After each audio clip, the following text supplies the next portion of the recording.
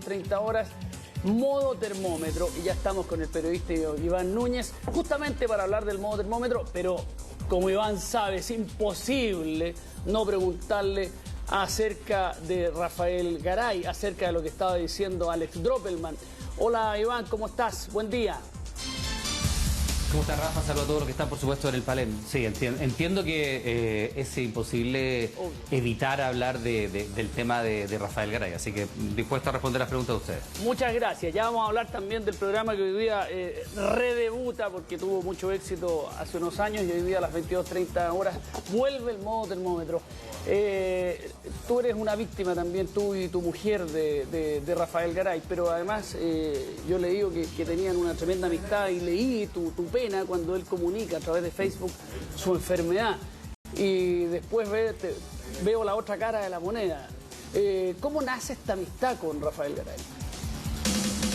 Bueno, primero, Rafa, decirte que efectivamente yo tengo una dualidad con Rafael, porque yo soy amigo de Rafael, pero también soy, a su vez, víctima de la estafa que Rafael comete. Entonces, bueno, ¿cómo nace la amistad? Básicamente hace ya muchos años, cuando yo trabajaba todavía en Radio Futuro, él era uno de los panelistas que teníamos permanentemente, al igual que todos los medios de comunicación, para hablar de temas de economía, para enseñar a la gente a invertir, criticaba mucho el modelo neoliberal, en fin, y era una fuente validada por todo el mundo. Recordemos que Rafael Garay era fuente desde Diario Financiero para abajo, pasando por toda la escala temática de diarios dedicados a la economía.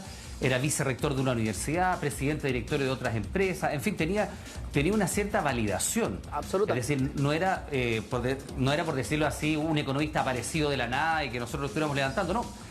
Nosotros lo entrevistábamos como prácticamente todos los medios de comunicación lo entrevistaban y le decíamos economista Rafael Garay, siendo que ahora sabemos que es ingeniero y tampoco tenía el doctorado que afirmaba tener. Es un proceso que estaba realizando y que no terminó.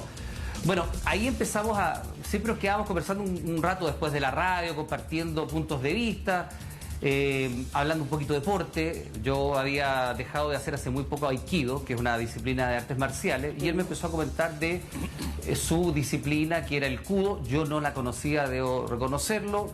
Busqué un poquito en internet, tenían una organización en Japón, en fin, y estaba como en ciernes partiendo este deporte. Y ahí empezamos a hablar de deporte. De pronto empieza él a decirme que a lo mejor entrenes conmigo, que sea una buena idea, y así parte todo. Yo empecé a entrenar en su casa, que está ahí ubicada en la comuna de Recoleta, para que tengas una idea, al frente del Museo de Bellas Artes, cruzando el puente, al frente de un edificio que está ahí en la esquina. Entonces ahí él tenía su suerte de tatami. El tatami, para los que no saben, es un espacio de una cantidad de metros cuadrados donde tú practicas sus artes marciales, y empezamos a practicar 2 o 3 veces a la semana periódicamente, durante años. Almorzábamos en el restaurante que estaba ahí abajo, hablábamos de economía, de la vida, de mi familia, de sus viajes, de algunos problemas que tenía él de carácter afectivo, en fin, y cuestiones que van cimentando finalmente una amistad.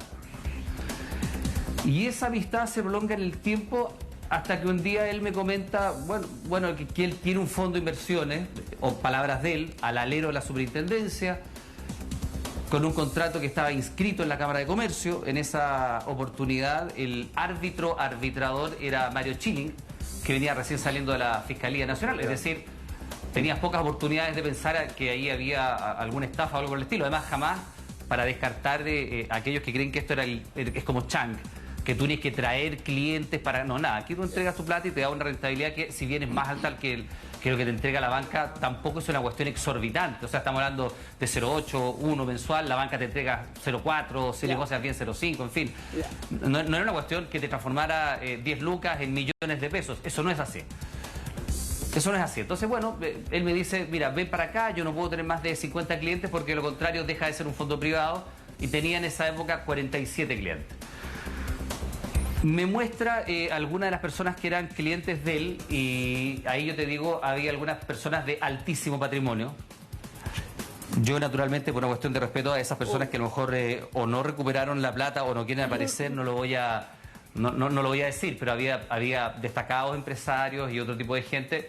Difícilmente tú puedes pensar que ellos están metidos en una cuestión extraña. Y yo dejé pasar el tiempo, y la verdad es que incluso recuerdo, para serte muy honesto, que tenía un contrato en el cual te cobra un porcentaje de las ganancias después de pago de impuestos, porque también he leído mucha suspicacia a propósito de aquello. Se pagaba impuestos, estaba estipulado en los contratos, y una oportunidad tuve que hacer un retiro porque quería, nada, tenía que hacer un gasto. Iván. Y le pedí el retiro, una cifra menor, y la entregó. Ya. ¿Entraste tú primero, entró tu mujer primero, entraron los dos juntos? Porque los dos son... No, yo entré primero y probablemente lo que más me arrepiento es que yo le comento a Marlene, mira, que este tipo es súper serio, claro. Además tú lo veías permanentemente dando cátedras en esta materia, entonces ella me dice, bueno, si tú dices, me dice, voy a confiar y qué sé yo. Y después cayó Marlene un par de años Iván, después. perdona, lo que pasa es que te veo súper descompuesto. Hola. Y me imagino, porque como tú lo dices, años de intimidad al final, claro, con él, practicando este deporte, kudo, compartiendo intimidades. Hay una doble traición que se entiende y se te ve claramente afectado en la cara de descompuesto que tienes. Es una amistad que se rompe y a uno le cuesta entenderlo también y aceptarlo. Pero, ¿en qué momento él te cuenta que está enfermo? ¿Cómo se acerca para contarlo? ¿Qué te dice? ¿Y cómo lo llevaste tú también? Déjame respondértelo con una pregunta. Tú y yo nos conocemos hace algunos años ya, ¿no? Sí. Así es. A Rafa lo conozco hace probablemente quizás un poco de tiempo más, a la Karina también, al inspector Vallejo. Sin embargo, para que la gente lo entienda, ninguno de ustedes ha estado acá en mi casa. Claro. No, claro. Ni yo he estado en la casa de ustedes. O sea, Rafa estuvo acá decenas de veces. Estuvo acá cenando con nosotros, compartiendo con mi familia, con los niños, en fin. Claro. Entonces, sentir esa suerte de... Claro, porque lo que pasa es que finalmente es como tener la sensación de que tú tienes al frente a una persona que jamás conociste. Y esa persona que jamás conociste estuvo en tu círculo más íntimo. Yo debo tener 3, 4 amigos en la vida, 3 probablemente. Te hace dudar de todo al final en ti. Y es como si uno de ellos fuera este, claro. Claro, y te hace dudar al final en todo lo que uno confía al final, porque cuando viene una persona tan cercana, un amigo, un familiar, y te engaña de esta forma, claramente uno queda como en el aire, porque uno dice, pero ¿y qué pasó? ¿Dónde están al final mis sistemas de alerta que nunca se dieron cuenta de que estaba siendo engañado? Pero volviendo un poquito a la pregunta principal, él, bueno, lo comentabas, hablaban de las intimidades, también de las parejas y todo, pero en un momento se sentó contigo y te dijo, oye, estoy enfermo. Tú dijiste que lo trataste de ayudar, pero no aceptó tu ayuda. ¿Cómo fue ese momento? A mí me contó telefónicamente un par de días antes de esta publicación que hace en Facebook. Ahí me enteré yo. Entonces, bueno, naturalmente fue una situación súper traumática. Recuerden ustedes que salió en portada en todos los diarios, fue titular en todos los noticiarios, destacado economista, la sentía carta Rafael Garay, en fin, y toda la cosa. Entonces yo partí a su casa, naturalmente, para saber cómo estaba, hablar con él. Él estaba desolado, o al menos eso es lo que representaba, estar desolado. Tenía una convicción y se la había dicho también a su abogado, cuestión que el abogado, ex abogado ahora, me confesó a mí que él se iba a quitar la vida, él no estaba dispuesto a enfrentar un tratamiento médico que significara el encarnizamiento médico. Es decir, si esto resultaba bien, decía que él no iba a querer terminar sus días postrados, intubados, conectados a respirador mecánico, a ventilación mecánica y todo lo demás.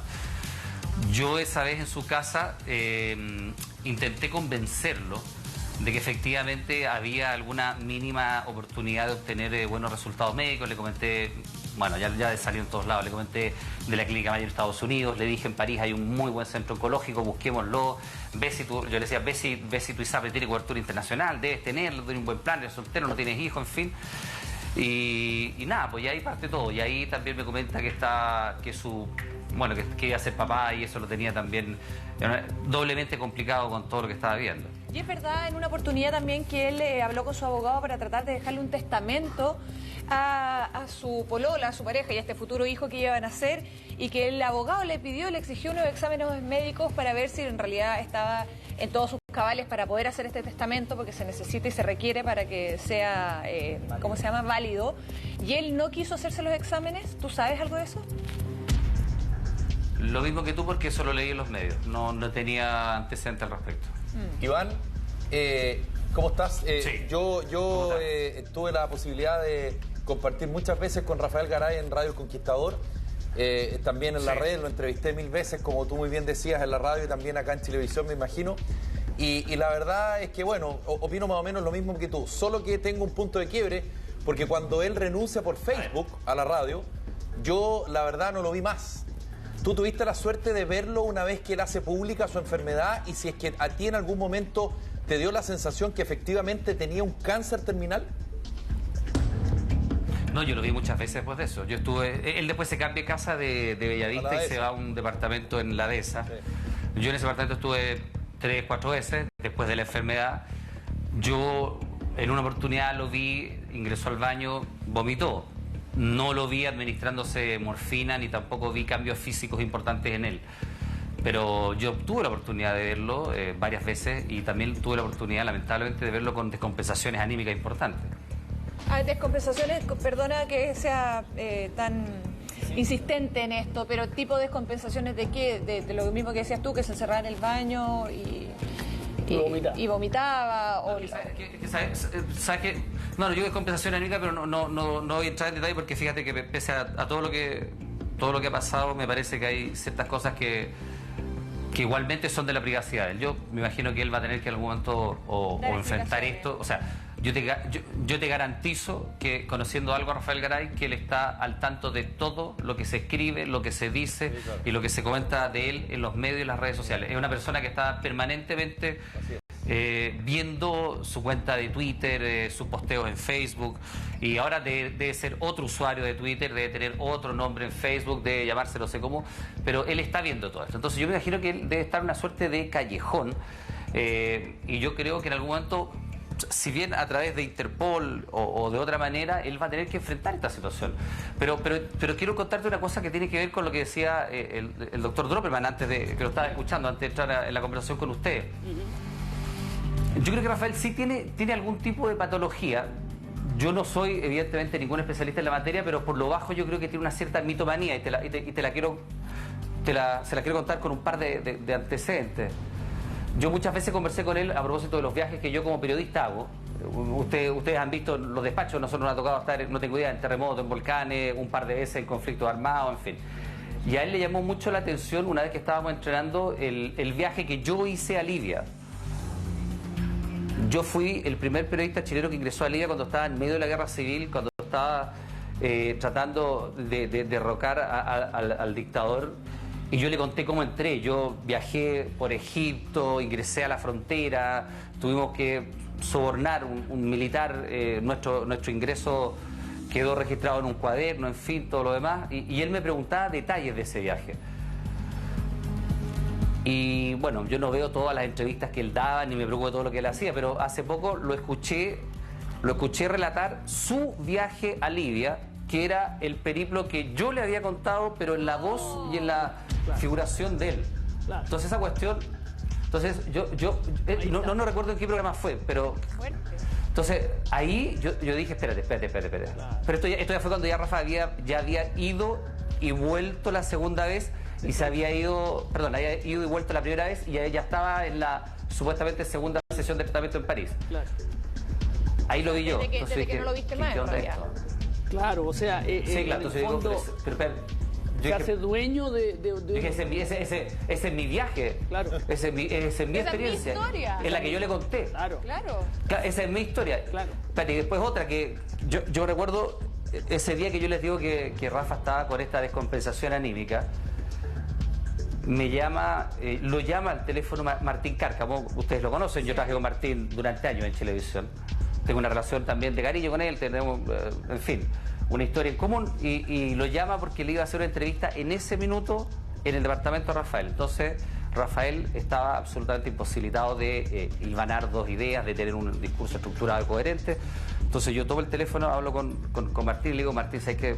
Rafa está súper mal, de hecho me parece que no es el momento de hacer la entrevista, yo te propongo, si a ti te parece, que la posterguen, etcétera. Rafael fue súper decente. Martín me dijo, no, olvídate, no hay un problema, yo hablo aquí, la dejo para otro día. Y entiendo que fue ese día en la tarde, sin cámara, para ver cómo estaba Rafael.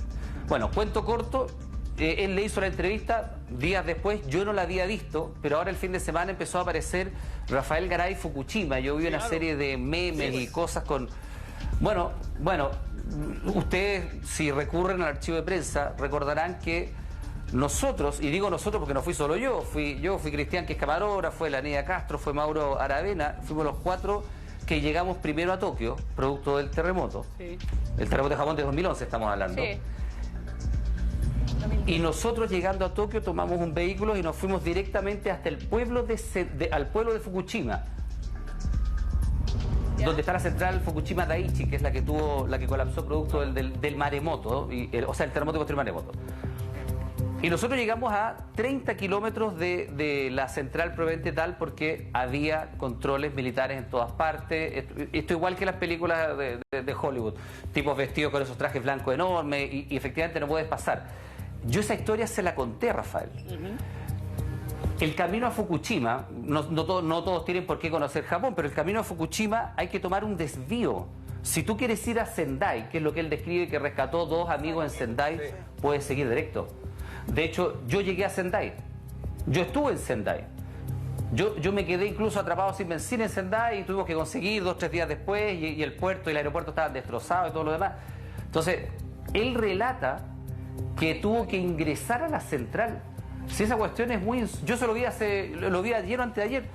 Para ustedes se hagan una idea, nosotros cuando estuvimos en el pueblo de Fukushima y llegamos a 30 kilómetros de la planta, nos bajamos 2 personas, el camarógrafo y yo. Y al resto les pedimos que permanecieran con las ventanas abiertas, las puertas cerradas, y nos miramos con Cristian y dijimos 5 minutos, teniendo súper claro que había un peligro evidente. Entonces, yo me bajo 5 minutos, hacemos las imágenes, están las imágenes en prensa, nos subimos al auto y se produce un silencio sepulcral donde tú dices, bueno, aquí evidentemente asumimos un riesgo, pero bueno, uno a veces asume riesgo. Bueno, la historia da cuenta que he asumido otro riesgo, como tener de amigo a Rafael. Y claro, y después volvemos al pueblo de Fukushima, que está hacia el otro lado. Esto está hacia la costa, el pueblo está un poquito hacia el oeste, y nos alojamos en un hotel que no estaba funcionando, y qué sé yo, y después seguimos camino a Sendai. Entonces, esta historia que yo también se la cuento a Rafael, después yo la veo en la entrevista que él le hace, a la que él accede con Martín Cárcamo. Entonces digo, pero si esa es mi historia. Segunda. Pero más encima con un condimento que... Yo digo, pero además con un condimento que es muy irracional. Nadie en su sano juicio puede pensar que un civil va a pasar esas barreras de militares, va a ingresar a la central de Fukushima Daiichi. Para que ustedes se hagan una idea, hubo un presentador japonés muy conocido que 2 días después de que nosotros estuvimos ahí, él hizo un reportaje para darle tranquilidad a la gente, tomó agua del pueblo de Fukushima y a esa persona le dio cáncer y falleció. Nosotros estuvimos en el pueblo y estuvimos a 30 kilómetros de la central, y nosotros estuvimos en Sendai. Para llegar allá tú no necesitas saltar como Superman por la central nuclear y ir a rescatar a su amigo. Entonces cuando yo vi esta cuestión dije, bueno, evidentemente acá hay una personalidad que bueno, por lo bajo es mitómano, sí, pero también tiene una cuestión que es bien singular, que es como un cierto tipo de psicopatía, y yo ahí es lo que más me da susto, porque estuvo aquí en mi casa, compartiendo con mis hijos, compartiendo con mi familia, de haber metido en mi casa a una persona que yo hoy día no conozco nada, no sé quién es, me tiene completamente perplejo. Lo de la plata me duele. Yo, a diferencia de lo que la gente pueda creer, yo no soy ni millonario ni nada por el estilo. Yo tengo 5 hijos, tengo mamá, tengo papá, en fin, todo lo que eso significa. Yo trabajo para mantener lo que tengo. No es que a mí mi papá me haya heredado una fortuna, ni tengo familia de empresarios, nada. No, yo tengo un buen sueldo, lo reconozco, pero la plata sé que me duele, pero me duele infinitamente más el haberme equivocado tan groseramente con una persona, porque no era un conocido, no es que un conocido me dijo, oye, invierte con este tipo. No, este tipo teóricamente era mi amigo. Yo lo acompañé fuera de Santiago, hicimos torneos en Concepción, entrenábamos acá en mi casa de Isla del. Yo le ayudé a hacer unos contactos para que la Federación de Kudo tuviera personalidad jurídica. Entonces hay una serie de cuestiones que tú decís que van mucho más allá de una relación meramente deportiva o una relación meramente contractual. Y eso es lo que quizás me tiene más complejo. Lo del dinero, yo sé que, bueno, trabajando, ahorrando, en algún momento de la vida, o incluso todavía confío en que la justicia va a lograr recuperar algo, no tengo idea. Pero bueno, supongamos que sí. Iván, lo de la plata, los que han sufrido golpe económico lo saben, uno puede recuperarse. De esto cuesta un poco más. Iván, no sabes lo que te entiendo, porque ante situaciones así, la tuya ha sido muy mediática, uno se siente violado en la intimidad, se siente muy triste, da angustia, uno se siente pasado a llevar en lo más profundo, da pena. Así que en ese sentido solidarizamos contigo y te entendemos plenamente en el dolor. Alex Droppelman te quiere hacer algunas consultas acerca de la personalidad de Rafael Garay. Por favor, Alex. Mira, yo creo Alex, que... ¿cómo está? Hola, ¿qué tal? Mira, en esta cuestión, digamos, de la mitomanía digamos, yo no sé si tú logras observar que hay mitómanas como el varón de Münchhausen que inventan historias para entretener, sí, claro, o para de alguna manera cautivar a otras personas. Pero hay personas que inventan... Hay un síndrome de Münchhausen. ¿Ah? Claro. Exactamente, pero más la historia... Hay un síndrome de Münchhausen. Sí, exactamente. Pero mira, lo interesante acá es que las historias, los mitos en los cuales él se sube, se inventa, de alguna manera adopta de otras personas, siempre son historias donde él logra aparecer como una persona altruista, como una persona de gran valor, una persona que corre riesgos por el otro o el semejante. Siempre hay algo que lo deja a él en una posición tremendamente confiable. Entonces, lo que yo quiero mostrar acá es que todos estos mitos que él inventa son mitos que van en dirección a una finalidad y a un objetivo. Lograr credibilidad, lograr confianza en el otro, para después, posteriormente, poder cometer el ilícito de una estafa piramidal donde él obtiene una ganancia monetaria. Entonces, en ese sentido es donde yo digo que él, más que mitómano, o aún siendo mitómano, él fundamentalmente es un psicópata. Y yo creo que esto es lo que hay que enfatizar. Es un psicópata de cuello blanco, por lo tanto, digamos, es una persona que no tiene, digamos, ninguna consideración por el otro o el semejante, porque no genera vínculos verdaderos con el otro, no genera relaciones de amistad verdaderas con el otro, aunque así lo parezca, porque finalmente lo que busca es obtener un beneficio directo de su engaño. O sea, evidentemente, Alex, tú eres el experto. Yo no sé si se puede hacer ambas cosas. Pero te cuento, yo no sé si tú puedes impostar tanto una emoción. Una de las veces que yo lo vi ya sabiendo que tenía cáncer, y lo digo así entre comillas porque incluso el fiscal sospecha de que todo esto no es real. ¿Y tú qué crees? O sea, Rafael... ¿Crees que está enfermo o no? No tengo idea. No tengo idea. Francamente no tengo idea. Yo a esta altura no tengo idea. Ya. Pero lo que te quiero decir es que en esa tarde, que fue una tarde compleja, Rafael se le había muerto el papá hacía un año o algo así, lloraba, pasó por un vaivén de emociones, me dijo que se iba a matar, en algún momento me golpea, yo lo controlo, se pone a vomitar, pasa por todo el abanico de emociones que un ser humano puede tener, después se calma, sube a su pieza, saca unas colleras, me lleva a su pieza, es un departamento de 3 pisos, me lleva a su pieza donde tenía como, no tengo idea, algunos efectos personales de su padre. Me pasa unas colleras y me dice, yo quiero que tú te quedes con esto porque para mí esto es lo más importante que tengo en mi vida. Yo le digo, ¿de qué se trata? Me dice, y ahí hay ya otra locura más. Entonces me dice, estas colleras son de mi padre, son de zafiro, se las regaló Frank Sinatra. Entonces ahí yo dije, ya, lo perdimos. Lo perdí, me dije, no te preocupes, Rafa, dije yo, ya, relájate, se las devolví. Le dije, ¿cómo me va a entregar esto tan valioso para ti? Qué sé yo, toda la cuestión. Entonces, él me insistió, estaba con una mujer, la mujer miraba las colleras pensando que esto era efectivamente unos zafiros azules, una cuestión impresionante. Eran plásticos, entre paréntesis, después yo lo pude averiguar. Y bueno, me insistió media hora, fue una cuestión que nos consumió media hora, el que me la entregaba, yo se las devolvía, se volvía a poner violento. Al final le dije, ya, ok, yo te las voy a guardar y te la paso lo que vuelvas de París. Entonces tú dices, ahí yo dije, evidentemente Rafa está perdiendo el juicio.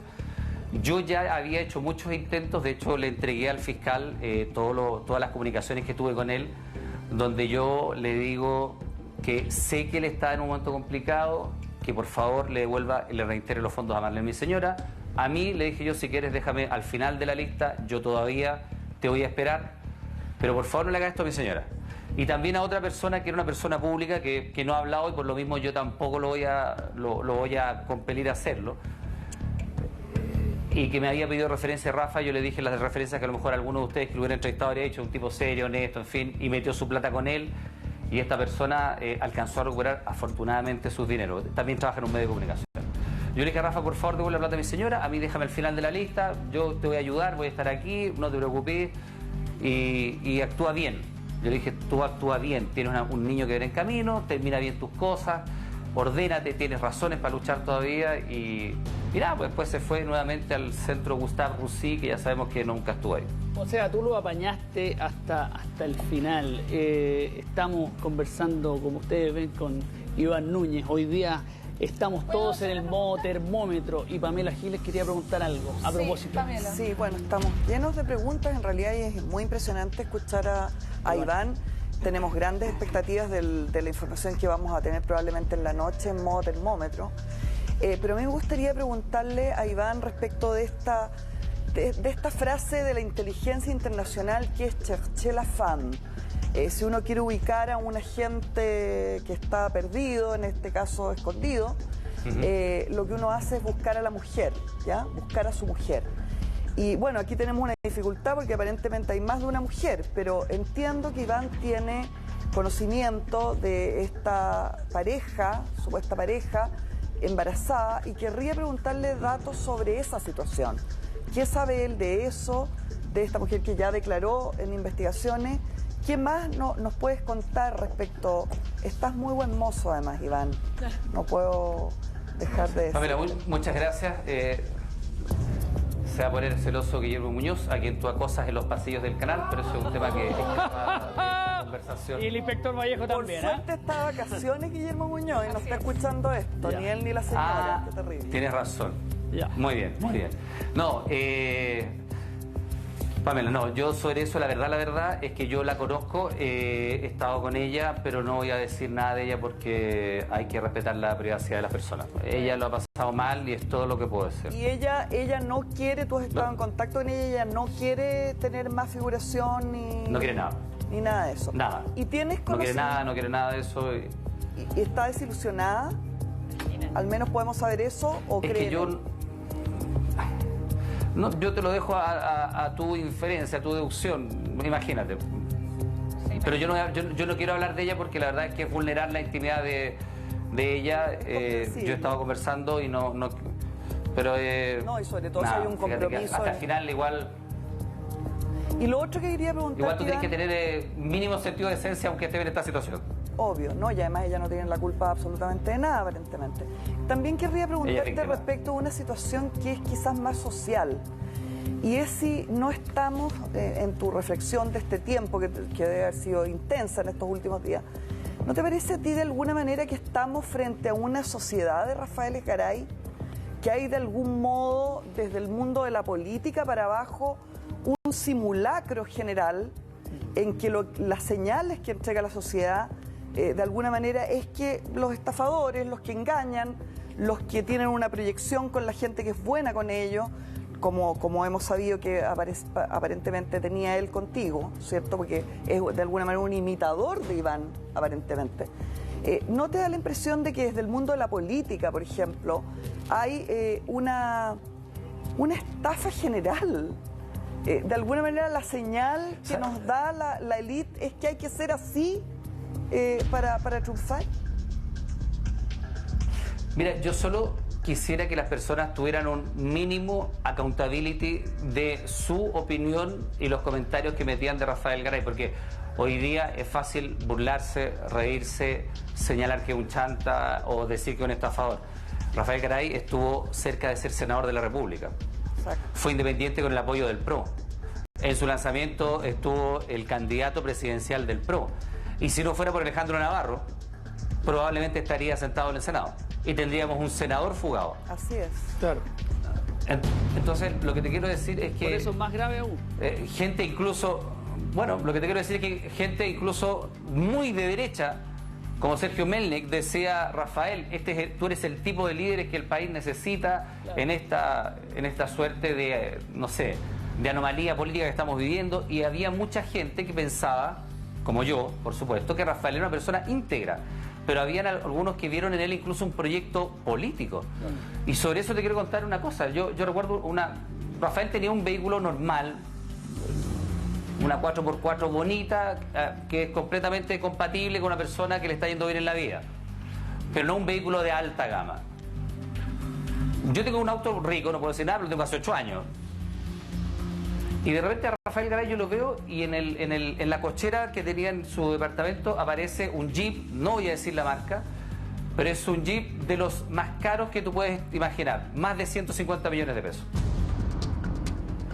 Entonces, yo veo esto y digo, Rafa, ¿qué onda? ¿Qué rico el auto? ¿Tú vas a ser candidato a senador? Le dije, ¿qué pasa con esto? Me dice, no, lo que pasa es que tengo que viajar mucho a Concepción por la campaña y qué sé yo. Bueno, yo le dije, este es un auto que ofende a la gente. O sea, tú te paras con este auto en los sectores más populares de la región del Biobío y no creo que te reciban muy bien como candidato a senador. Muy por el contrario, es un vehículo que puede generarle un daño moral a la gente, porque evidentemente alguien que quiere ser senador y hace ese nivel de ostentación te genera una distancia importante. Pasan los meses y de pronto aparece estacionado al lado de ese auto otro, pero ya deportivo, del cual hay dos en Chile. Solo te voy a dar el dato, es de los que se abren las puertas hacia arriba. Sí. 190 millones de pesos. Y el último era otro que también andaba por más de 120, entonces llegó a tener estacionado 3 autos, no de alta gama, de altísima gama. Entonces ahí yo le dije, este tipo se está quedando con la plata de todo. Yo lo empecé a presionar porque yo veía que allí evidentemente había una cuestión que tenía que... A ti te puede ir en la vida, claro. Pero eso en cuestión de meses es hacer caja de una manera que a mí no me parecía. Yo lo empecé a presionar, te insisto, a presionar a él, al abogado, a decir que bueno, que queríamos retirar el dinero, partan con Marlene, yo te espero al final, lo que ya les conté un poco. Claro. Iván, una consulta respecto al mismo tema de cuanto al dinero. Más o menos, yo sé que no te gusta hablar de esto, pero habían varios temas. Uno era el fondo privado de inversión en el cual tú fuiste afectado, pero la idea sería saber si tú aproximadamente tienes una idea de cuánta gente fue afectada y los montos generales de esto. Estamos hablando de 1.000 millones, 2.000 millones. No lo sé, no lo sé. No hay ninguna idea. No lo sé. A mí Rafael me dijo que tenía 47 clientes. Yo no sé cuánta gente son, no los conozco a ellos, jamás. Me han whatsappeado, pero yo no los he visto así cara a cara ninguno de ellos, nunca estuve con ellos, no sé si son 10, 20, 40, 100, no tengo idea. Iván, ¿y tú crees que este engaño comenzó cuándo? Porque quizás la empresa comenzó a operar positivamente o quizás siempre fue creada con el objetivo de defalcar, no lo sé. ¿Qué piensas tú? Yo tampoco. Es que, Rafa, me encantaría tener una tesis un poquito más nítida, pero cuando tú terminas de encontrarte con una persona que no conoces nada, yo al Rafael Garay, que está hoy día supuestamente en Bucarest, claro, con 2 chicas, que yo tengo las fotos de las chicas, pero tampoco a ese Rafael Garay yo no lo conozco. ¿Tiene las fotos de las chicas? Sí. Pero no perdón, dijiste que tienes las fotos de las mujeres que están acompañando a Rafael Garay ahora en Bucarest. Sí. ¿Por qué las tienes? ¿Te las envió o las conocías? Porque dicen, de hecho salía en los medios que él había tenido contacto con ella desde ya hace un tiempo. Sí, las tengo porque accedí a ellas nomás. Pero es parte de la información que tengo que entregarle al Ministerio Público. Yo ya estuve declarando con el fiscal por espacio de un par de horas. Iván, ¿y tú crees que haya la posibilidad que él esté pensando en casarse o controlar el tipo de vehículo para obtener beneficios allá en Europa? No tengo idea. Yo no sé qué le está pasando a Rafael Garay en la cabeza. Si uno lo piensa fríamente, claro, probablemente... Yo desconozco el detalle. Leí un artículo sobre un abogado especialista en Derecho Internacional, el proceso que debiera él enfrentar si es que hay una solicitud de captura internacional. No hay convenio de extradición. Así que yo desconozco cuál es el plan final maestro de Rafael Garay, no lo sé. Iván, ¿y tú te enteras de estas 2 chicas con estas fotografías? ¿Tú no sabías de la existencia de ellas antes de esas fotografías que tienes en tu poder? No tenía idea. No tenía idea. Tampoco sabía que Rafael Garay era cliente asiduo del Pasapoga, no tenía nada de eso. Yo te digo, yo a Rafael Garay que conocí era una persona enfocada en su carrera y en el deporte. De hecho, él siempre decía que su lado A, el verdadero Rafael Garay, era el artista marcial y el otro lado, el lado B, era el economista que todo el mundo conocía. Eso es lo que yo conozco. Es una persona que hablaba de honor, de rectitud, de todo lo que hay en torno al mundo del deporte y las artes marciales. Pero parece que existe un lado C, porque, claro, o sea... y el abecedario completo. Karina. Sí, Iván, ¿cómo estás? Buenos días. Habla la Karina. Estoy media ronca, pero bien, soy yo. ¿Cómo estás? Se te escucha muy bien, Karina. ¿Cómo va su proceso? Bien, para mi proceso. Muy bien. Bien. Estoy con un resfrío alérgico nomás, con esta primavera que a uno lo mata, pero estamos bien. Oye, nunca antes hubo dudas respecto de de que él fuera entregando cosas que no congruían, que no había congruencia entre lo que él decía y lo que hacía, porque por ejemplo estábamos revisando la cantidad de autos de lujo que tenía, que apareció de un día para otro con eso, pero además él decía que él seguía siendo una persona muy humilde, que por lo tanto seguía viviendo en el sector de patronato. Tenía como un doble discurso bien extraño ahí. ¿Se produjo en algún minuto algún tipo de diferencia de ese estilo que a ti te llamara la atención antes entre el discurso y la realidad de Rafael? A mí el momento que produce esa disonancia es cuando empiezo a ver esta adquisición medio compulsiva de autos de muy alta gama. Yo ahí... Evidentemente, además fue un golpe de alerta para mí. Yo dije, bueno, aquí evidentemente hay un comportamiento errático que escapa de la norma, que es distinto de Rafael Garay que yo conozco. Entonces ahí empecé ya con el tema de intentar salirme de esto. Claro, pero esa fue la primera vez, primera vez. Eso, no, eso es lo que te preguntaba, si antes de esto alguna vez te pareció raro, porque uno de repente, a mí me ha pasado, que yo me he rodeado de personas que uno dice, mira qué extraño se comporta, mira qué extraño el discurso que tiene y que no tiene relación con la realidad. Entonces, ahora, por ejemplo, viéndolo... ¿O no hay nada más que hoy día te haga sentido? No, evidentemente ahora ex post yo tengo ya una idea de quién es y todo, ¿no? Pero sobre todo por esta... A mí lo que más me llama la atención es esta apropiación de historias mías contadas en primera persona por él, como si él estuviese en lugares donde yo estaba. Eso, porque mira, hay un libro de una escritora que se llama Patricia Highsmith, que se llama Pleno Sol. Se hizo una película que se llama El talentoso señor Ripley, y que es un tipo que recibe el encargo de un padre de ir a buscar a su hijo que está perdido, no me acuerdo si en Venecia, en algún lado, y este tipo empieza a adquirir características y rasgos de personalidad del hijo que tiene que ir a rescatar. Termina vistiéndose, asimilando su historia, bueno, termina después, léanlo, yo lo he vuelto a leer solamente para entender un poquito al talentoso señor Garay o a este extraño señor Garay, pero es súper recomendable echar una mirada porque a mí me llama la atención. Ahora uno en retrospectiva, si toma todo el background de historias de Rafael, tuvo un accidente, marcó 2,3 de alcohol en la sangre, venía con 3 chicas del Pasapoga, eso fue el 2007. Ahora tú puedes mirar la entrevista que le dio a Mónica Pérez y Mauricio Bustamante en un matinal. Sí. Así es. Donde él supuestamente tenía un tratamiento...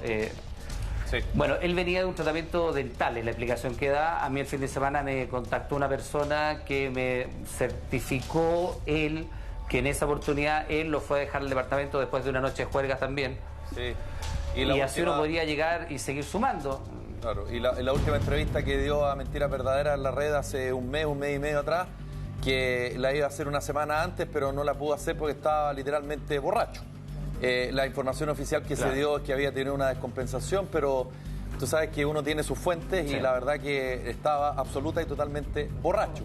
Y hasta lo que yo entiendo, una persona con un cáncer de ese tipo no puede tomar, pero en fin. Iván, hay algunas cosas que yo escuché que tú dijiste. Una, que él en algún momento te había dicho que te iba a defraudar. Y lo otro, si te hace sentido que él haya dicho que había ido a París, siendo que tú se lo habías recomendado. Bueno, efectivamente sí me dijo que me iba a defraudar. Yo lo atribuí en ese minuto a un momento de estas descompensaciones anímicas que tenía producto del tratamiento que no avanzaba bien. Y yo le dije, bueno, haz lo que tengas que hacer, ordena tus cosas, y le insistí con el tema de que si él había vivido de una determinada manera tenía que terminar sus días acorde con eso. Y sobre lo del centro Gustave Roussy, al menos la primera vez donde se supone que él habría ingresado, me llamó a mí él decía, desde París, desde la clínica, 2 o 3 veces, a horas insólitas, me despertaba de madrugada y eran conversaciones largas por teléfono, y de fondo se escuchaba instrumental médico. Cualquiera que ha estado en una clínica sabe lo que son los monitores de respiración, la saturación de oxígeno, ese típico ruido de clínica. Entonces yo digo, o esto es un montaje ya, pero hollywoodense, y se consiguió una banda sonora y la puso detrás. Y además que allí, nada, por la típica historia de este carrusel de emociones, termina llorando, en fin, y toda esta cuestión. Entonces, o realmente es una personalidad psicopática tan refinada que es capaz de armar incluso esto, o francamente yo no sé frente a quién estamos. O además de la estafa con dinero, también puede estar enfermo. Se pueden dar las dos opciones, ¿o no? Lo que pasa es... Podría ser. También. Sí, pero yo creo que es importante, digamos, distinguir que aunque él sea un mitómano y efectivamente sea un tipo muy enfermo en esto de inventar y simular cosas, hay que entender de que todo lo que él hace, lo hace de una forma instrumental. Lo hace para generar o piedad, o conmiseración del otro, o por aparecer una persona altruista que finalmente genera ciertas emociones en el otro que le permiten generar confianza y credibilidad en él para finalmente estafar. Acá lo que no hay que, digamos, lo que hay que separar es que finalmente él, su objetivo final acá fue una estafa. Ese es el asunto. Respecto a las emociones o a los cambios anímicos donde él presenta una cierta congruencia con la emoción en toda esta mise en escène que él forma, hay que entender que hay psicópatas de cuello blanco en Estados Unidos que fueron famosos, que estafaban a viudas, que las enamoraban, y las relaciones con las viudas y las rupturas con las viudas eran llenas de llanto, de dolor, absolutamente desgarrado. Efectivamente, finalmente, todo esto iba en la dirección de estafarla y poder conseguir los cheques, digamos, de la pensión de ella. Entonces, yo creo que hay que tener cautela en eso. Eso, Alex, sí, eso en la teoría de que él hubiese hecho esto desde el principio, claro, con el fin de defraudar, cuestión que a mí no me consta. Yo creo que él puede incluso haber perdido el juicio en la mitad del camino, se puede haber visto atrapado, no tengo idea. Yo no tengo ningún elemento de juicio para decir esto desde el comienzo, desde decir que era economista, desde allí en adelante, desde presentarse como una fuente válida para todos los medios, haya estado todo esto desde el más inicio, desde el más tierno inicio, diseñado para defraudar. A mí no me consta. O sea, piensa tú que no, a mí no, yo digo, a mí no me consta. Claro. No estoy diciendo no es así o es así. Yo solo digo que no tengo elementos de juicio para afirmar eso. Oye, Iván. Piensa tú que él incluso fue hasta la Fiscalía de Delitos de Alta Delincuencia a denunciar las estafas de carácter piramidal. Sí, claro. de hecho, Y entiendo que incluso el fiscal en ese minuto acogió alguna de estos recursos legales. Correcto. Y también su carácter de experto en esta materia. Sí, se jactaba mucho, como dices tú muy bien, hablando y dando cátedra con respecto a estos temas, pero tu mujer, volviendo un poco al plano más íntimo y familiar también, porque las mujeres siempre tenemos como un sexto sentido, como una intuición, o a veces no también, pero tu mujer en algún momento te decía, esto es raro, este gallo, no sé, me incomoda, lo encuentro muy avasallador quizás. Tu mujer en algún minuto te decía, pucha, Iván, quizás estamos equivocándonos, te alertó o nunca tampoco logró identificarlo.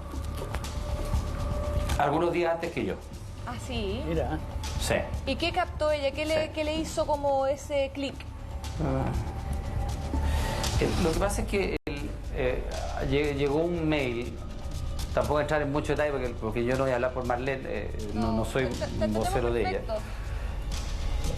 Pero en ese mail se decía que el abogado Ángel Valencia era, para todos los efectos, el encargado de liquidar esto.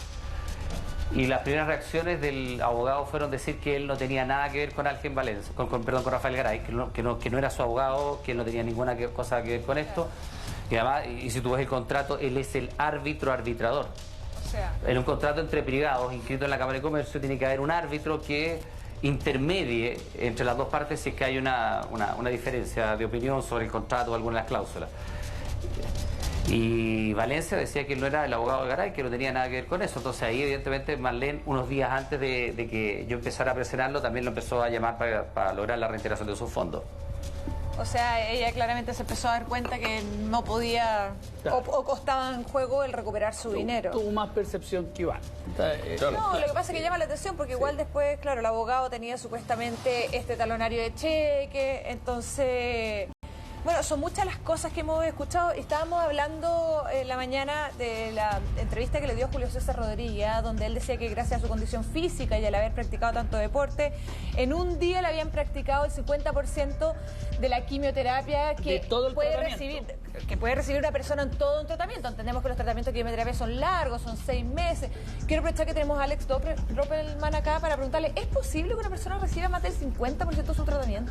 Bueno, mira, yo no soy médico, pero digamos tengo algo claro. Muchas veces tenemos pacientes, digamos, que son pacientes terminales o son pacientes que tienen cáncer y que se tienen que aplicar quimioterapia y uno va aprendiendo mucho de ello, digamos, ¿no?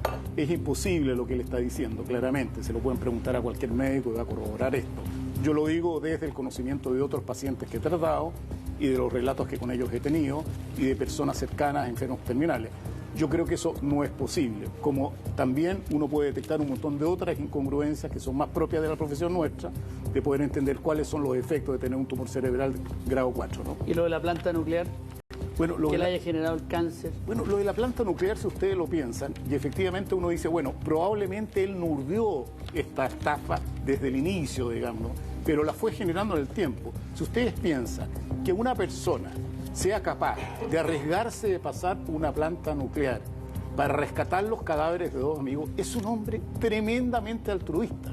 ¿Cómo se va a poder desconfiar de ese hombre? ¿Cómo un amigo va a poder desconfiar de ese hombre pensando que ese hombre lo podría llegar a estafar? Sí, pero como una persona común y corriente también, doctor, me va a perdonar, va a llegar a pensar que una persona, yo, Felipe, el Rafa, Iván, se va a poder meter, burlar todos los sistemas de seguridad de una planta que está a punto de explotar, y aparte que le roba la historia al amigo, Iván. Carlos, esa entrevista yo la vi ahora el fin de semana. Yo la vi también ayer, no podía no creer. es verosímil. No, o sea, cualquier persona que ve la entrevista dice, pero... O sea, de hecho, me llama la atención... Pero espérate, es que además, pero es que además, espérate, yo estuve allí, conozco los caminos. Claro. Tú para llegar a Sendai, que es donde estaban sus amigos, no tienes que saltar a la planta nuclear. Además, cualquiera que se hubiese metido a la planta nuclear habría muerto. O sea, cuando nosotros volvimos después de estar cuando nosotros volvimos después de estar en Japón, porque estuvimos varios días, tuvimos que ser recogidos en el aeropuerto de Santiago en unas cápsulas y nos llevaron hacia el Centro de Estudios Nucleares de la Chile, si no me equivoco, y nos tuvieron que pasar estos contadores Geiger para ver si efectivamente había algún tipo de radiación y en fin. Entonces, si otro chileno estuvo dentro de la planta y sobrevivió, en fin, debiera haber pasado por un procedimiento similar. Entonces, claro. Además, cuando yo le cuento esta historia, no sé, si tú me dices, oye, estuve en Mendoza, a lo mejor yo no te habría preguntado nada, porque Mendoza, yo sé que no todo el mundo viaja, pero Mendoza es un destino que está al lado de la vuelta, que puede ir en auto, que no tiene... Pero es una cuestión un poquito más común y corriente. Pero si yo te digo, oye, me tocó estar en Fukushima, Daiichi, en medio del terremoto, no tengo idea de la cuestión. Y si tú estuviste, tú decís, yo también, y fui a rescatar a un amigo.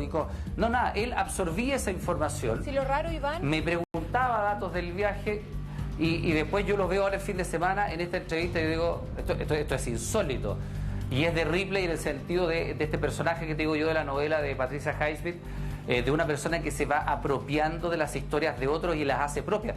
Y yo creo que la cuenta con tal convicción que finalmente, y por eso yo creo que es mitómano, termina convencido de que él sí tuvo la vivencia. Claro. Y no solamente en la historia de Fukushima, también en la historia de Tailandia, del tsunami también que azotó ahí las costas de Phuket, que también él dice que estuvo ahí salvando a sus amigos, porque él que tiene toda esta conexión con Tailandia, pero... ¿Y no es posible que haya sacado esta historia de una manera involuntaria por parte de ella, de la pareja que trabajaba en oncología, contándole a ella experiencias y que él haya recogido en algún momento alguna experiencia similar? Perdón, antes que me respondas eso, Iván, quiero decirte otra cosa más, que a mí me estaba dando vuelta. Una muy buena amiga nuestra contaba que él llegó a una fiesta de ella en su casa y descaradamente sacó a lucir una sustancia de color blanco, un polvo, y bueno, y ella, como lo vio tan descarado, simplemente lo echó de la casa, incluso groseramente, ella misma lo cuenta. Entonces yo quiero preguntarte directamente, ya que tenía estas actitudes tan violentas, repentinas, inexplicables, ¿tú conocías de eso o sospechabas que él pudiese estar consumiendo eventualmente algún tipo de droga? Jamás lo vi hasta esos últimos días antes de su segundo teórico viaje a Francia, bajo la influencia ni del alcohol ni de sustancia alguna. Ninguna cosa. Oye, yo quería volver un poquito, volviendo al tema de Japón, porque sabemos ahí, aparece en la prensa también, que él estuvo un año antes también tratándose este cáncer supuestamente en Japón, estuvo un año. ¿Tú sabías de que él estuvo en Japón un año? Porque a mí no me calza como el tiempo, la cantidad de meses en Japón con respecto a lo que lo veíamos acá en la prensa, dando entrevistas, en la radio, siendo panelistas en otras cosas. Entonces, ¿en qué minuto de la historia, de este cronograma, programa, él estuvo un año en Japón. Nunca lo vimos desaparecer. Nunca lo en vimos escena desaparecer, pública. claro. ¿No te llamaba la atención después cuando aparecía a ti las declaraciones, Iván? No, lo que pasa es que, para serte honesto, yo tampoco estaba pendiente de leer Con la todo lo que el agenda al Rafa lado. hablaba o decía, ¿no? Nadie. Obvio. No, o sea, es mi amigo, pero tampoco ando buscando todo lo que dice Rafa Garay, o sea, Lógico. ahora sí, para recabar información. Pero en ese minuto tampoco yo estaba, de hecho leí una entrevista o un extracto de una entrevista en un medio escrito donde él había señalado que estuvo en 3 golpes de Estado. Sí, pues. Sí, La de revista tres Paula. diferentes países, Claro. sí. En la revista Paula, sí, Entonces, se mandó o sea, una historia de... o sea, no, pero estamos frente a un superhéroe. Yo no sé cómo no nos un dimos personaje cuenta. de Marvel, una cosa así. Sí. Oye, yo quería aprovechar de mencionar todo, ya que estamos hablando de todos los cuestionamientos que hay a su situación médica. Aparece hoy día en el diario La Tercera, solamente como antecedente, que puede servir también la visión de Rodrigo Salinas. Él es profesor asistente de neurología de la Universidad de Chile y dice que un glioblastoma en etapa avanzada que no responde a terapia inicial previa, eso significa que no se haya sometido a tratamiento antes, cosa que contrasta con lo que él decía, que había estado un año en tratamiento en Japón. Tiene un tamaño suficiente para provocar síntomas de esta naturaleza. Claro. Él dice, es muy raro que pase inadvertido sin que provoque un cierto grado de déficit de algunas funciones neurológicas, confusión, trastorno de la memoria o del habla. O sea, lo que dice aquí básicamente este especialista es que aquí debería haber habido algún signo visible de este cáncer que él decía tener conforme todo el tiempo que había pasado. Y por eso te quiero preguntar, Iván, si Pero que tiene 2 síntomas. Tiene 2 síntomas. ¿Cuáles? Tiene 2 síntomas, la confusión y el trastorno de la memoria. Las historias mías las hizo de él. Claro, pero lo hizo intencional. Se le olvidó que le dé plata a la gente también. Claro. También se le olvidó. Y la confusión entre... Pues también es memoria de más de largo corto plazo. plazo, claro. Cortito plazo. Y es selectivo para su olvido de memoria, ¿no? Recuerda y algunas Sí, cosas y no, de las otras se yo olvida. francamente no sé. Lo que pasa con él es que efectivamente él es un hombre informado y se informó de estos síntomas. Entonces, en la entrevista que le hace a Cárcamo, él refiere que en algún momento tiene problemas de memoria anterógrada, es decir, se olvida las cosas recientes, que de repente tiene problemas de visión, que le impiden reconocer amigos en la calle y no los saluda. Bueno, él genera, digamos, ¿no es cierto?, toda una mise en escène teniendo antecedentes respecto a lo que él dice que le ocurre y efectivamente, digamos, lo menciona, pero presenta una incongruencia en los hechos reales, en la ocurrencia de esto, porque ocurren de otra manera, no como las menciona. Y ahí es donde aparecen las incongruencias médicas que hacen sospechar. Ahora, yo creo que al margen del mea culpa que tengo que hacer yo por haber depositado mi confianza en una persona que finalmente termina siendo otra, igualmente es re complejo porque de pronto aparecen especialistas en distintas áreas y vamos a tener que pedirle el título profesional. Vamos a tener que hacerle un escáner psiquiátrico antes de sentarlo frente a una cámara para saber si es un loco de patio o no tengo idea. O si un amigo tuyo te dice tengo cáncer, tú le vas a tener que pedir que te muestre los exámenes médicos que dan fe de que tiene cáncer. O sea, tenemos que llegar a ese nivel de locura de no sé, ¿será camarógrafo el quien está acá atrás mío o es un simulador? Yo creo que no. ¿Pero por qué te lo digo? Porque piensen ustedes y vean las reacciones en redes sociales. Cada vez que Rafael daba un comentario o una opinión a propósito de las AFP, de las estafas, de la economía neoliberal, era aplaudido masivamente como una suerte de gurú que tenía una moral intachable, etcétera. Él estaba en esta empresa Felices y Forrados, que de alguna manera, yo he escuchado a Gino Lorenzini decir que nunca fue socio, y él se presentaba como socio. Quizás Gino Lorenzini tendría que haber dicho en su minuto, ojo, no es mi socio, es solamente un vocero. No quiero endilgarle a él la responsabilidad, ¿no? Pero claro, pero si yo digo, oye, yo soy dueño de Chilevisión, y ustedes saben que soy un funcionario igual que ustedes, alguien de Chilevisión tendrá que decir, oye, este tipo se está pasando de rosca, no es dueño de Chilevisión. Entonces, ¿me entendís tú? Entonces, tenemos que llegar a ese nivel. Es muy complejo. Lo de Rafa es complejo porque es una persona que tenía validación académica. Fue vicerrector de una universidad. Sí, claro. A los 32 años. ¿Me cachai? Fue candidato a senador, apoyado por un partido. Acaba de ser el vicerrector más joven y había todo un uso de desinformación y un abuso de desinformación. Era miembro de directorios de destacadas empresas. Claro. Pero hubo una Y colaboró en la investigación.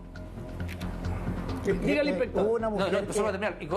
Y colaboró en la investigación, que lleva la Fiscalía de Delitos de Antidelincuencia para desnudar las estafas piramidales. Entonces, ojo con eso, o sea, acá hay todo un conjunto de la sociedad que depositó en él una alta cuota de credibilidad. Sí, claro. Lo de simular una profesión que lo lleva a un alto puesto no es raro. Hubo una mujer que simuló ser médico, ustedes deben recordarse, de una importante universidad y resultó que no. Claro. Y ojo con esto. En la enfermera. De manera irreparable uno hace un paralelo con el señor Jadwe. Y en un sentido es el siguiente, de que si él creó esto, eventualmente, digo, no está comprobado, ¿no?, de una enfermedad que a lo mejor recogió de los relatos, insisto, de que le hacía su pareja, especialista en oncología, de pronto uno entiende que él se encontró en un minuto determinado en un callejón sin salida, donde no le quedaba otra alternativa más que literalmente desaparecer del mapa. ¿Coincides con esta opinión o no? Mira, es la versión quizás más blanca de las que yo puedo llegar a pensar, que efectivamente se le produjo una... Yo no tengo elementos para decir que él no está enfermo, todo hace pensar que no lo está, claro. Pero yo todavía, mientras no tenga la comprobación de que efectivamente algo tuvo, en fin. Yo no creo, a mí me cuesta pensar que una... Bueno, puede serlo, y los anales de la psiquiatría podrán dar cuenta de aquello, que una persona durante una década, miren para atrás el historial de Rafa Garay, durante una década construya un personaje público con una alta cuota de credibilidad y eso todo esté pensado para obtener un beneficio de carácter económico. Me cuesta pensar en ese nivel de maquiavelismo. Yo lo que sí creo es que tiene ciertas cuotas de mitomanía, en el fondo de empezar a asumir como propias historias que no lo son y creerlas, de ensalzar su figura. Yo me recuerdo, y espero no ser infidente, pero las personas que practican el kudo no son siempre, ni en todos los casos, personas que puedan financiar un viaje a Tailandia o a Japón, como efectivamente han ido a competir, y a mí me consta que Rafael Garay financiaba esos viajes. Entonces sí tenía, porque también hoy día hay que poner los matices de todo esto, y Rafael Garay sí tenía esas cuotas de altruismo, en el sentido de si había un competidor dotado, talentoso, con posibilidades de obtener algún resultado, pero no tenía cómo viajar, Rafael se hacía cargo de esos pasajes. Claro, entonces sí tenía también eso. ¿Dinero personal o ajeno hoy día? Si esa es la duda que bueno, a esta altura la fiesta del pasaporte la pagamos nosotros. Claro, pero bueno. o sea, hacer solidaridad o con la plata de otro. Y no lo invitó. Claro. A esta altura cualquier cosa, yo creo que no era pelado, que capaz que tenía un afro en realidad. Capaz que era Valderrama. Oye, pero Iván, es bien personal lo que te voy a preguntar, porque en el fondo, en esta cosa maquiavélica, ¿tú piensas que puede haberte usado, usar tu credibilidad, usar una foto contigo, una conversación contigo, ya que usó tu historia? ¿Tú piensas que usó tu imagen también? Bueno, yo pienso que es bastante obvio que me utilizó, pues, claro. no es muy... pero que había un plan así, creo... pero no en lo económico, sino que en usar este rol de hombre destacado en los medios de comunicación. Él siempre le gustaron los medios de comunicación, de usar tu credibilidad, de usar tu impronta, de pararse al lado, de querer escucharte. ¿Tú piensas que hay ahí algo maquiavélico también? Y de que él hubiese hecho lo posible por... aceptar tu amistad, claro, porque le convenía desde ese punto de vista. Claro, como arrimarse a un árbol que puede ser súper conveniente. Mira, yo no... Mira, es que para mí esta cuestión es súper ambivalente, porque yo insisto, o sea, yo tengo sentimientos súper encontrados. Por un lado, desconozco a la persona que hoy día está fugada, prófugo de la justicia, y en fin. Pero igualmente yo puedo ser ingenuo con H al comienzo y con N al final, pero sí, yo prefiero todavía pensar de que está atrapado, de que ha tomado miles de malas decisiones. Me cuesta pensar que esto fue un ardid durante una década. Yo tengo la impresión de que él empezó, quizás, porque él sí tenía carencia afectiva. A mí me consta, las relaciones afectivas de él terminaron mal en términos generales. No era muy estable desde ese punto de vista. Él relataba una relación de cierta distancia de su entorno familiar y allí encontraba un cobijo en esta casa. Entonces, más de alguna vez le dijo Marlene, a él le dijo, bueno, pues si Iván y tú tienen características bien parecidas, son los 10, son duros, son cerrados, no tengo idea, son, en fin, y esta cuestión como de ir siempre para adelante, Y él siempre le decía a Marlene una frase que a mí ahora me hace mucho sentido. Sí, pero él tiene una familia y tiene hijos, cuestión que yo no voy a tener. Oye. Entonces yo tengo la impresión de que había una relación dual de él conmigo, de cariño y de rabia, de cariño porque supongo que nos habrá impostado todo, o a lo mejor sí, se rió todo el tiempo, pero yo creo que no, pero quiero pensar que no. Claro. Es muy difícil que una persona llore la muerte de su padre en tu hombro y que todo eso sea mentira, o sea, es muy difícil, a menos que sea, insisto, un caso psiquiátrico de libro y que quede en los anales como uno de los más complejos. Lo más probable es que te haya admirado. Yo tengo la impresión de que tenía Carolita, deja comentarle algo, Iván. Una vez lo conté aquí, pero te lo cuento ahora. A mí una persona que me estafó con poca plata lloró sobre mi hombro la muerte de un hijo que no estaba muerto. O sea, da para todo. No, el papá del murió. No, está bien, hecho, pero hay te estoy dando como funeral. ejemplo que cuando uno se enfrenta a un estafador, que a mí me puede pasó, ser. el tipo me llegó a llorar, lloró en mi hombro la muerte de su hijo menor. Y claro, ante eso yo, claro, eso ya ¿qué te voy a cobrar? Entonces da para todo, Carola. Quise hacer ese paréntesis porque cuando hay una mente perversa, da para todo. No hay límite. No hay límite. O sea, matar a un hijo ya... Oye, entre paréntesis. Hoy a las 22:30 horas, después de Chilevisión Noticias... No, vamos a hablar de eso. Vamos a hablar de eso. Te voy a preguntar. De hecho, hablemos ahora de eso. No quiero llegar a pensar que hay más gente tratando de aprovecharse de mí. No, por favor, Iván. No, se te ocurre. Obvio, ¿cierto? Jamás harían ustedes algo así como hablar 35 minutos de esto y 10 segundos del otro. Yo no creo que ustedes sean capaces de hacer algo así. Menos en mi canal. Mira,